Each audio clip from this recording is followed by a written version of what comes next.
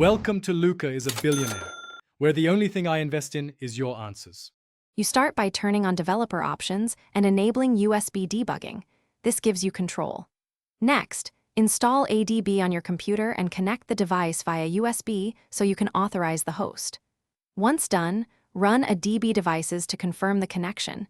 You need the device listed. Make sure to accept the RSA prompt on the phone. This initial USB step is essential because wireless pairing requires a trusted, authorized host before switching transport to Wi-Fi. With the device authorized, find its IP address in Settings or by running a DB shell IP route. You need that address.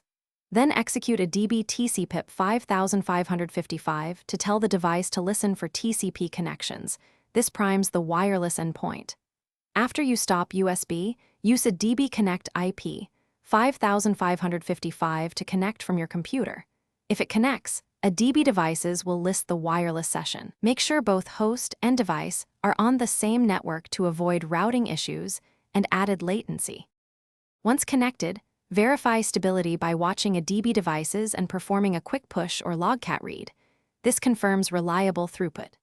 When you finish debugging, close the wireless session with a DB disconnect or switch back with a DB USB to secure the device.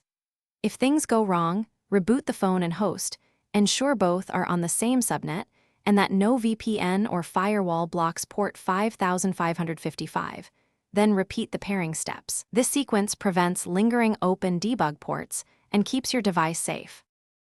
Thanks for watching and please subscribe. It's the best investment you'll ever make.